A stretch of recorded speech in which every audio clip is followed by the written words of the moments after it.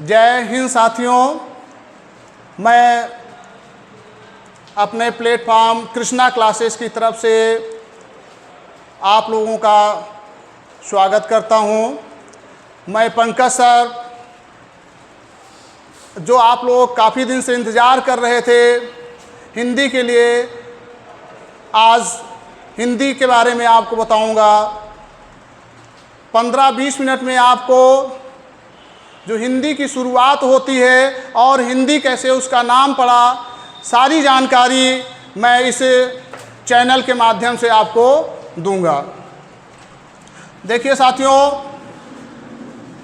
इस समय जीडी की वैकेंसी कल आ चुकी है, उसका नोटिफिकेशन आ चुका है, जिसमें लगभग अब की बार 40,000 वैकेंसी है। आपके लिए सुनहरा मौका है। यूपीपी भी दिए हैं आप, और उसके बाद जीडी की भी वैकेंसी आपके सामने है। इस सुनहरे मौके को चूकने नहीं देना है। इस पर हम आप अपनी सफलता ज़रूर प्राप्त करेंगे।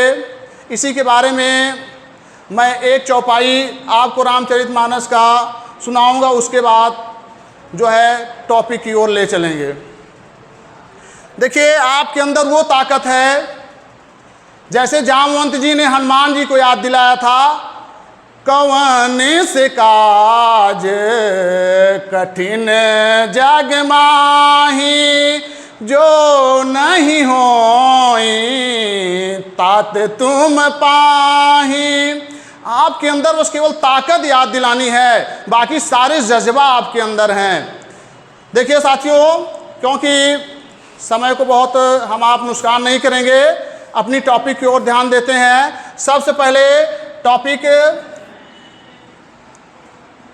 हिंदी भाषा।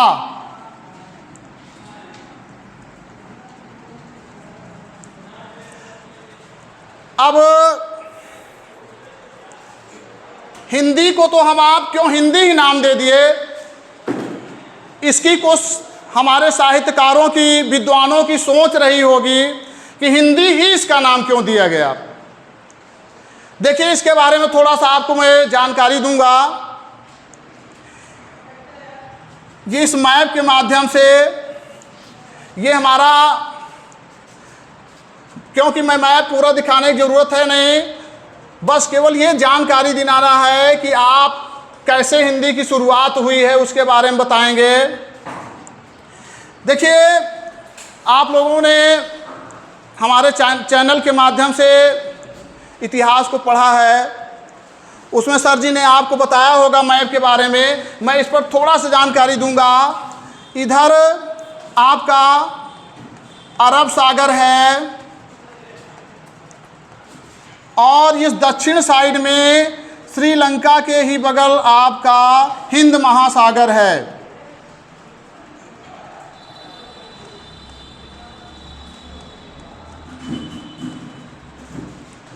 और बाकी ये बंगाल की खाड़ी, इधर आपके हिमालय।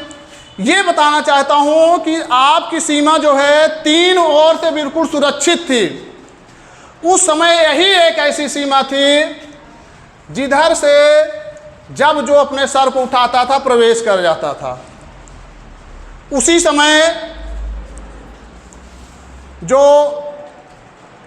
वर्तमान नाम जिसका ईरान है और प्राचीन नाम फारस था, फारस वासियों ने सोचा कि चल करके भारत में देखते हैं वहाँ किस माध्यम से वहाँ के व्यवसाय होते हैं।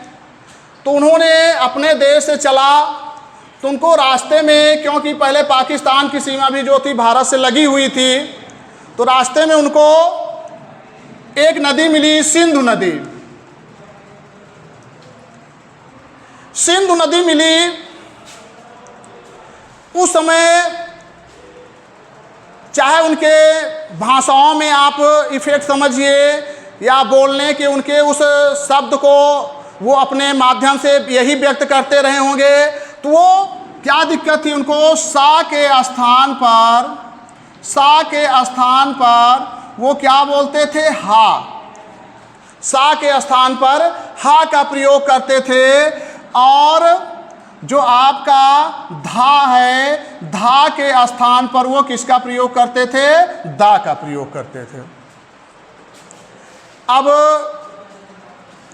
वो अपनी भाषा में सिंधु को क्या कहना प्रारंभ कर दिए? हिंदू। हिंदू, और हिंदू से आपका क्या बना?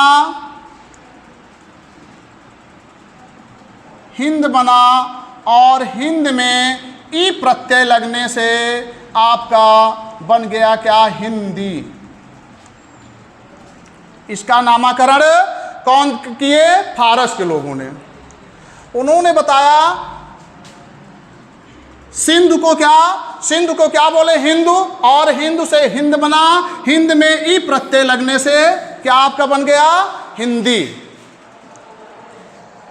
तो हिंदी इसीलिए पूछा जाता है, एक क्वेश्चन आपके लिए इंपॉर्टेंट क्वेश्चन है, कई बार परीक्षाओं में पूछे हुए हैं कि हिंदी किस भाषा का शब्द है। तो बच्चे हमारे प्रश्न करते हैं कि हिंदी भी किस भाषा का शब्द है?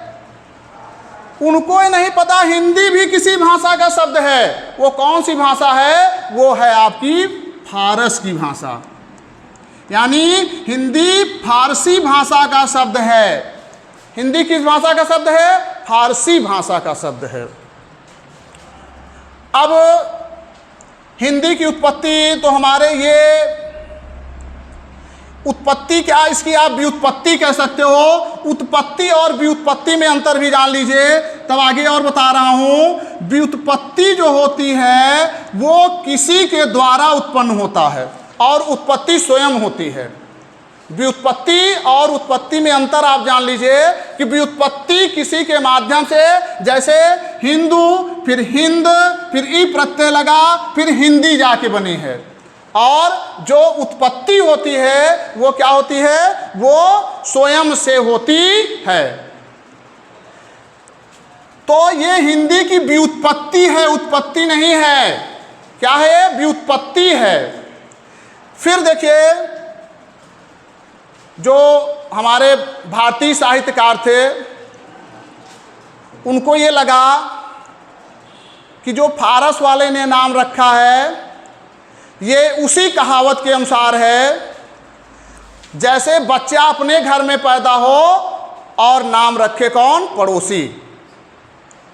बच्चा अपने घर में पैदा हो, नाम पड़ोसी रखे। उनको बुरा लगा, उन्होंने कहा कि हिंदी जो है, ये जो ये लोग बता रहे हैं इससे नहीं, उन्होंने कहा सिंधु से क्या बना है? हिंदू बना है।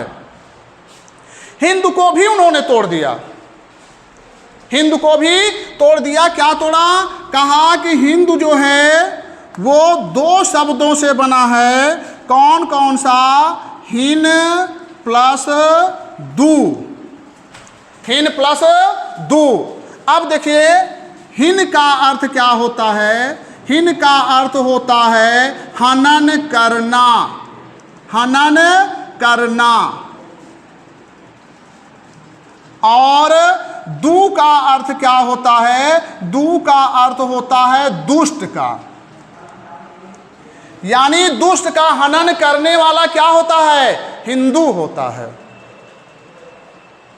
अब देखिए, ये तो हिंदू की परिभाषा किया, लेकिन अभी हिंदी की परिभाषा नहीं किया।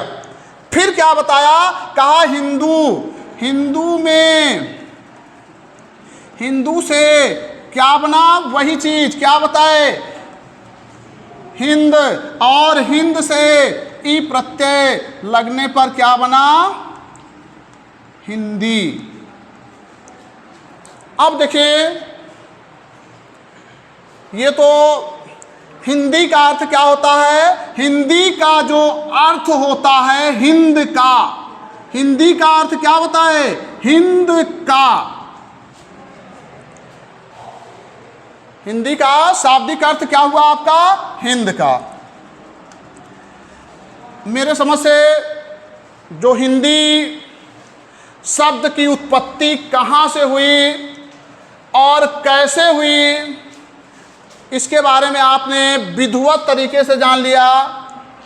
एक बार पुनः उसको फिर से आपको दिखा दे रहे हैं। देख लीजिए, जो हमारे वर्तमान सीमा से लगे हुए सिंधु नदी थी और फारस वालों के बोली में इफेक्ट होने के कारण सिंध सा के स्थान पर हा कहा और धा के स्थान पर दा कहा, जिससे उत्पत्ति हुई हिंद की, और हिंद से हिंद बना, हिंद में ई प्रत्यय लगने से आपका हिंदी बना। अब ये तो हिंदी, आपने हिंदी के बारे में समझ लिया। अब आपको बताएंगे हिंदी के साथ मैंने लिखा था हिंदी को क्या, हिंदी भाषा। हिंदी को क्या बताया था, भाषा। क्योंकि हिंदी तो मैंने डिटेल किया, अब उसके बाद भाषा के बारे में थोड़ा बताना चाहते हैं।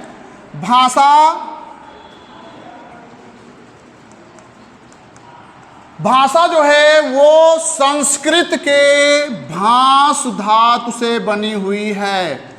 संस्कृत के भास धातु में आ प्रत्यय लगने पर, आ प्रत्यय लगने पर किसका निर्माण होता है, भाषा का,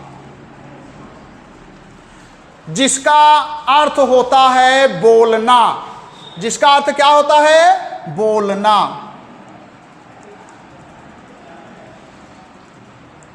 देखिए प्रिय साथियों, सभी लोगों की जो प्राणी हैं सभी की अपनी ना कुछ भाषाएं होती हैं, बस केवल ये होता है कि हम आप समझें या ना समझें। तो भाषा का अर्थ क्या हुआ, बोलना। जो हम आप अपने विचार को जिस माध्यम से आदान प्रदान करते हैं वही क्या होता है, भाषा होता है, वही आपका भाषा कहलाता है। अब थोड़ा सा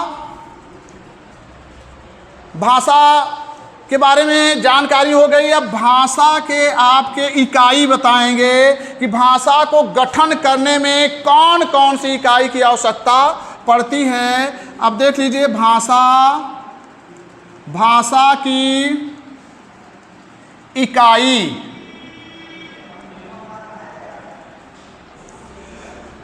भाषा को बढ़ाने के लिए इसमें इसकी इकाई जो है 5 इकाई हैं। 5 इकाई के सहयोग से भाषा का निर्माण हुआ है।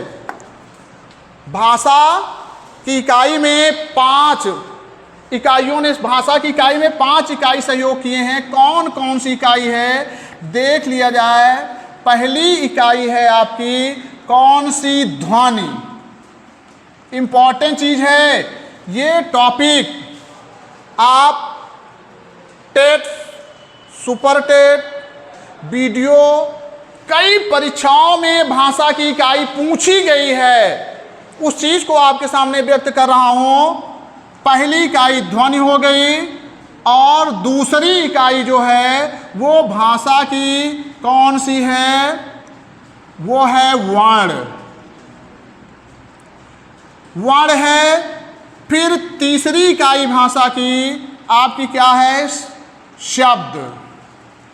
अभी सभी को मैं डिटेल करूंगा और बताऊंगा कि ध्वनि क्या है, वर्ण क्या है, शब्द क्या है, 5 इकाइयों के बारे में बताऊंगा। थोड़ा पहले इन 5 इकाइयों को आप देख लीजिए। देखिए, शब्द हो गया। शब्द के बाद चौथी जो इंपॉर्टेंट इकाई है वो है पद, और 5वीं इकाई आप क्या कहोगे, वाक्य।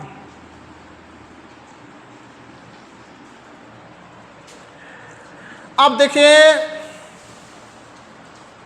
इससे क्वेश्चन कैसे बनेंगे आप देख लीजिए। थोड़ा सा पहला क्वेश्चन थोड़ा सा आप देखो कैसे बन सकते हैं। जैसे पूछा जा सकता है, भाषा की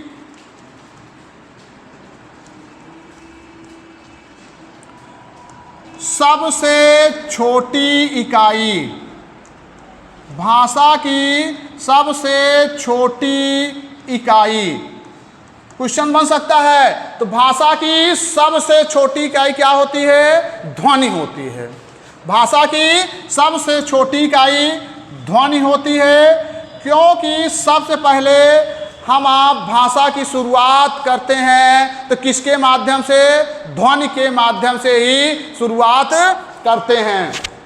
फिर उसके बाद भाषा क्वेश्चन इसके माध्यम से, ये भाषा की छोटी इकाई आपने ध्वनि जाना। भाषा की शुरुआत किसके माध्यम से करते हैं? ध्वनि के माध्यम से ही करते हैं। फिर क्या है? दूसरी चीज है आपकी वर्ण, या इस तरह क्वेश्चन क्या पूछा जा सकता है कि भाषा की सबसे बड़ी इकाई, भाषा की सबसे बड़ी इकाई। देखिए छोटी इकाई क्या है? ध्वनि है, जहां से इसकी शुरुआत हुई है। तो बड़ी इकाई क्या हो सकती है? जो इसका लास्ट है, जो लास्ट है वही सबसे क्या होगा? बड़ा होगा। तो भाषा की सबसे बड़ी इकाई क्या है? आपकी वाक्य है। क्वेश्चन और क्या बन सकते हैं? अब देखिए पहले भाषा के आपको प्रकार बताते हैं कि भाषा के जानने के कितने प्रकार होते हैं, भाषा को समझने के लिए हम कितने माध्यम से समझ सकते हैं, उसके बारे में देख लीजिए। भाषा को जानने के दो प्रकार हैं। भाषा के प्रकार, भाषा के प्रकार हो गए। अब देखिए भाषा के प्रकार कितने होते हैं? दो प्रकार होते हैं। भाषा के दो प्रकार होते हैं। कौन कौन से? आप देख लो। पहला है लिखित भाषा। पहला क्या है? लिखित भाषा। और दूसरा जो है वो क्या है आपका? वो है मौखिक भाषा।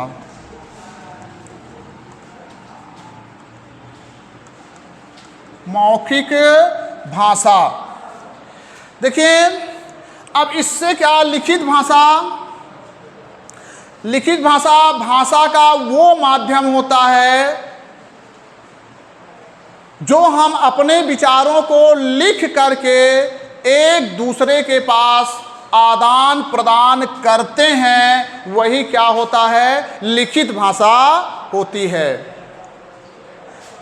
क्वेश्चन इससे क्या बन सकते हैं? लिखित भाषा से एक पॉइंट आप ध्यान दीजिएगा। क्या क्वेश्चन बन सकते हैं? इससे पूछा जा सकता है कि लिखित भाषा की छोटी इकाई। तो लिखित भाषा की छोटी इकाई क्या होती है? वर्ण होती है। लिखित भाषा की छोटी इकाई क्या है? वर्ण है। और फिर आती है भाषा का दूसरा माध्यम जो है मौखिक भाषा। मौखिक भाषा वो भाषा होती है जो हम अपने विचारों को एक दूसरे को ध्वनि के माध्यम से या बोल करके आदान प्रदान करते हैं। ये क्या है? आपका मौखिक भाषा है। अब मौखिक भाषा की सबसे छोटी इकाई क्या है? ध्वनि है। अब यहाँ हमको ये पता है, भले ही मैं अच्छे से आपको समझाने का प्रयास कर रहा हूँ, लेकिन एक चीज आप ध्यान से दीजिएगा। ध्यान ये देना है आपको, जैसे मैंने पूछा भाषा की सबसे छोटी इकाई, तो क्या आपने बताया? ध्वनि बताया। लेकिन वहां पर अगर ये क्वेश्चन बन गया आपको कि लिखित भाषा की छोटी इकाई, वहां क्वेश्चन बन गया लिखित भाषा की छोटी इकाई, तो आप वहां ध्वनि नहीं बताओगे, वहां क्या बताओगे? वर्ण बताओगे। क्योंकि ध्वनि जो होता है वो लिखित रूप नहीं होता है। ध्वनि लिखित रूप नहीं होता है। तो हमको आपको इस चीज़ को ध्यान देना है कि अगर ये पूछा जाएगा कि भाषा की सबसे छोटी इकाई, तो क्या बताना है आपको? ध्वनि बताना है। लेकिन अगर वहाँ क्वेश्चन घुमा दिया एग्जामिनर थोड़ा सा आपको कंफ्यूज करने के लिए कि लिखित भाषा की छोटी इकाई, तो आप क्या बताओगे? वहाँ पर वर्ण बताना है। इस चीज़ का साथियों ध्यान देना है आपको, डरना नहीं है, बस ध्यान देना है, सुनना है इस चीज़ को बस। केवल ये साथियों, अगर आप इस वीडियो को ध्यानपूर्वक देखोगे और उसके बाद देखने के बाद एक रिक्वेस्ट मेरा ये है आप लोगों से कि उसको लाइक और सब्सक्राइब जरूर करिएगा। तो इस वीडियो को जब अच्छा लगे तब, ठीक है। तो अब क्या फिर ध्यान देना है आपको? मौखिक भाषा। अब क्वेश्चन अगर ये बनता है भाषा की इकाई सबसे छोटी इकाई, तो ध्वनि आपने बताया। अगर क्वेश्चन घुमा दिया, यहाँ लिख दिया मौखिक भाषा की छोटी इकाई, तब भी ध्वनि ही बताना है, तब भी आपको ध्वनि ही बताना है। वहाँ पर वर्ण नहीं करना है, क्योंकि वर्ण लिखित भाषा की छोटी इकाई होती है। अब थोड़ा सा मैं इसकी ये चर्चा करूँगा ध्वनि के बारे में। ध्वनि जो मौखिक रूप ही होता है, जो हम आप अपने विचार को आदान प्रदान मौखिक रूप से कर रहे हैं, जिसका कोई लिखित रूप नहीं होता है, वो क्या होता है? ध्वनि होता है। और ध्वनि के बाद कौन सा आता है? वर्ण। वर्ण जो होता है शुद्धता भाषा का मूल इकाई यही होता है, क्योंकि ये हम जो अपना विचार लिखते हैं इसी वर्ण के माध्यम से ही आपके बारे में, उसके वर्ण के बारे में लिखते हैं। देखिए, तो वर्ण का, इसको लिखित भाषा का रूप भी बता सकते हो, क्योंकि लिखित भाषा के अंतर्गत ये आता है। मान लीजिए ध्वनि नहीं रहता है, क्वेश्चन है, फिर आप वहाँ कंफ्यूज न होइए कि मान लीजिए ध्वनि अगर विकल्प नहीं है, तो वहाँ वर्ण ही फिर मानना है भाषा की छोटी इकाई को। वर्ण क्या होता है? अब सबसे पहले वर्ण के बारे में आपको बता दूं। देखिए, कुछ हमारे बच्चे कभी कभार एक गलती कर जाते हैं। वो सोचते हैं कि वर्ण और अक्षर एक ही होता है, जो उनकी सबसे बड़ी भूल होती है। सबसे बड़ी भूल होती है। ध्यान से देखिए, वर्ण जो होता है, वर्ण और अक्षर दोनों में पहले अंतर बता दे रहा हूं। अक्षर जिसका क्षर नहीं होता है, क्षर का मतलब क्या है? टूटता नहीं है। जिसका क्षर ना हो, क्षर का मतलब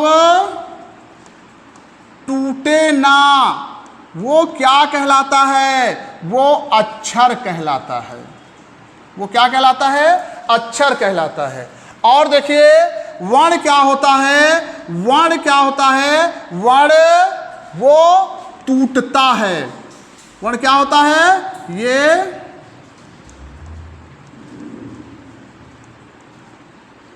जैसे मान लीजिए एक शब्द आपको दे रहा हूं, एक शब्द है कलम। अगर इसमें पूछ लिया जाए कि कलम में कितने अक्षर हैं, तो आप क्या बताओगे? इस पर 3 अक्षर बताओगे। जब अक्षर पूछा जाएगा तो 3 अक्षर बताना है। अगर कह दिया गया कि कलम में कितने वर्ण हैं, तो कितने वर्ण हैं? 6 वर्ण हैं। अब अक्षर में आप का प्लस ला प्लस मा, ये आपके 3 अक्षर हो गए। अब वर्ण क्या है? वर्ण में का को, क्योंकि ये अक्षर था, का को आपने तोड़ा, फिर उसके बाद का को जो आपने अलग किया तो ये क्या हो गया, क्योंकि जो वर्ण होता है वो व्यंजन से मिलता है। का से आपने तोड़ करके आ अलग कर दिया तो ये क्या हो गया, वर्ण बन गया।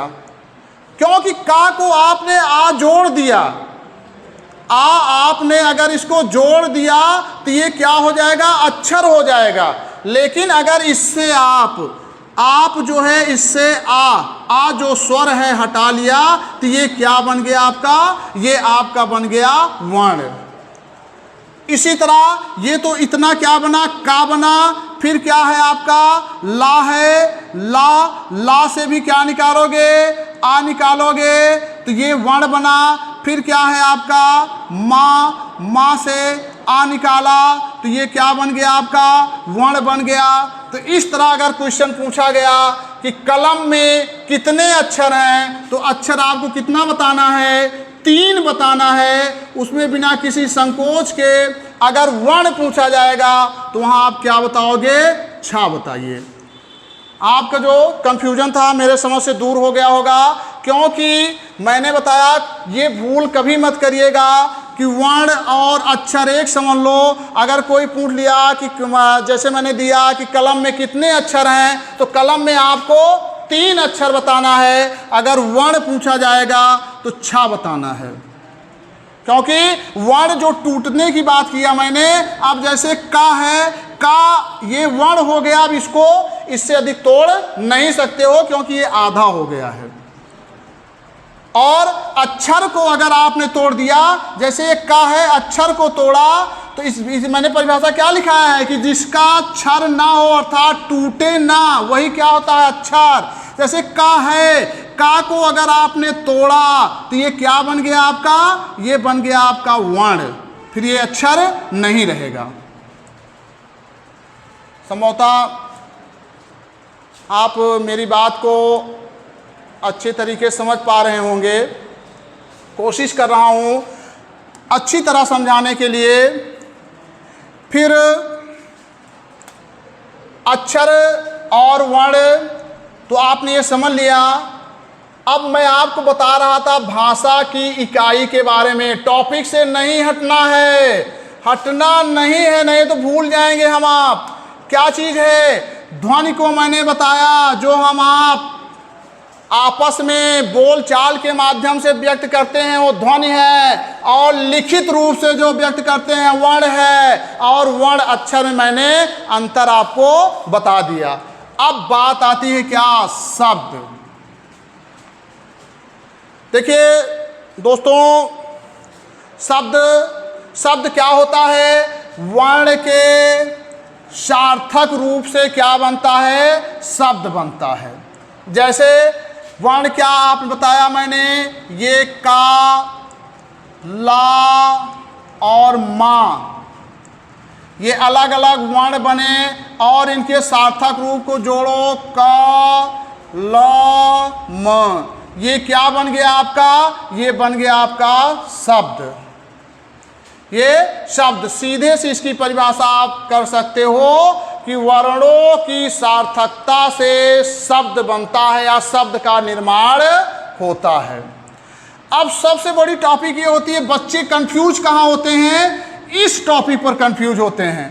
क्योंकि वो कहते हैं कि सर वाक्य और पद में अंतर हमको नहीं समझ में आ रहा है कि वाक्य क्या है और पद क्या है, उसमें अंतर नहीं कर पा रहे हैं। देखिए साथियों, मैं पद आपको बहुत आसान तरीके से बताने का प्रयास करूंगा।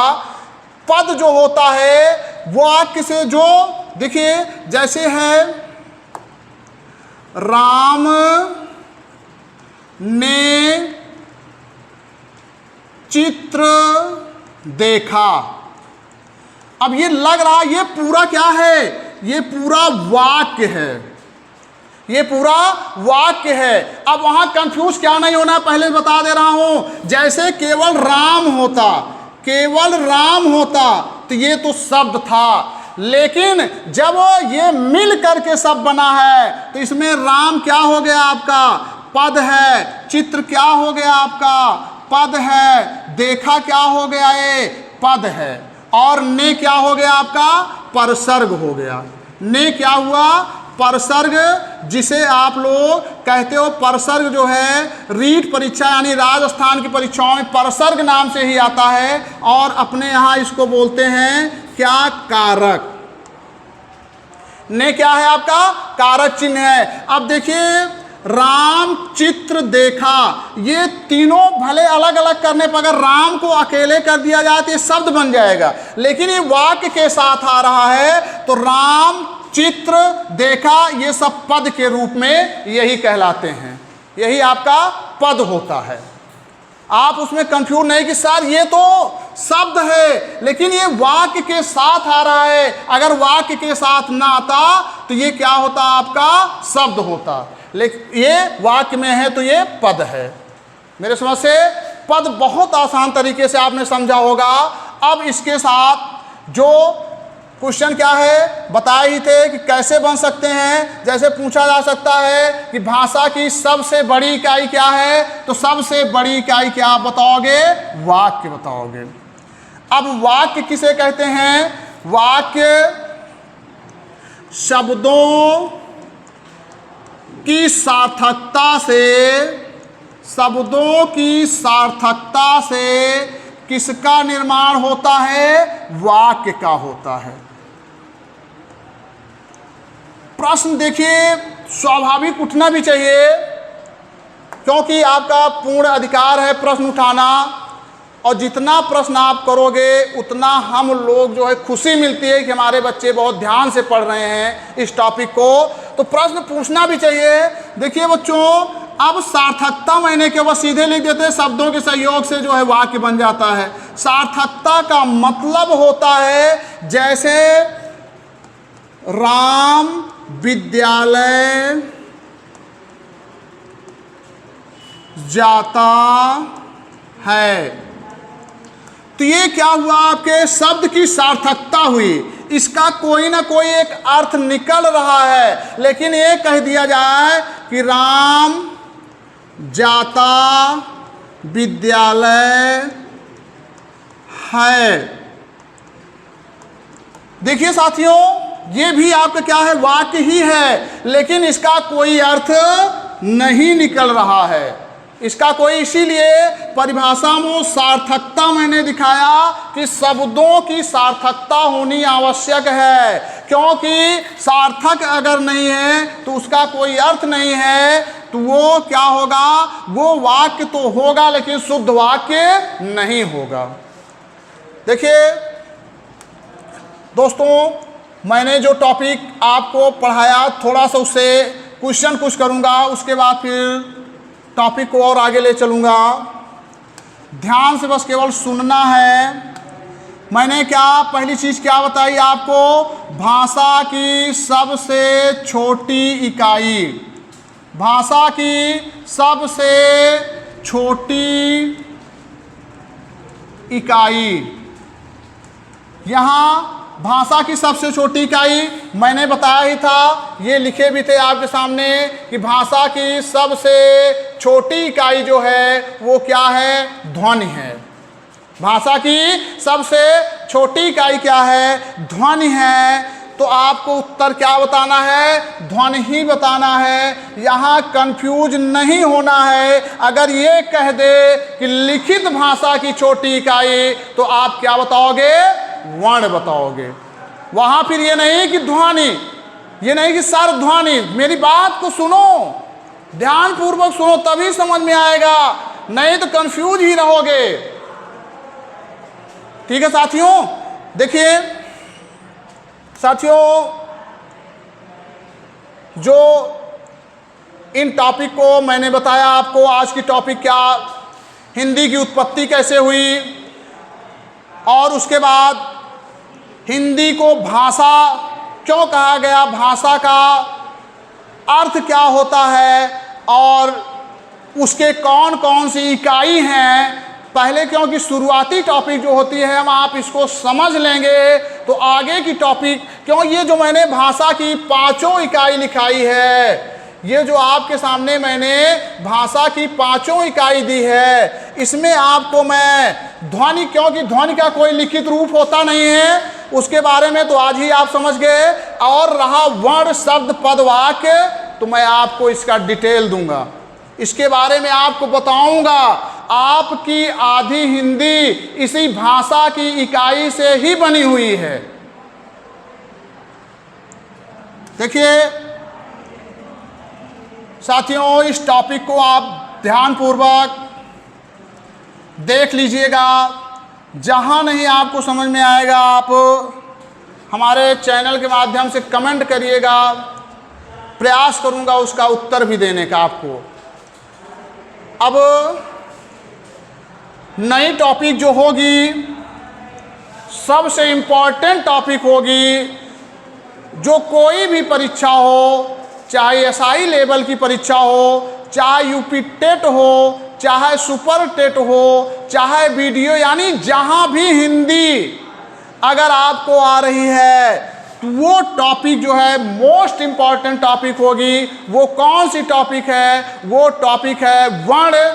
वर्ण के अंतर्गत आपको आगे मैं इस चैनल के माध्यम से आपको पढ़ाऊंगा साथियों, क्योंकि आप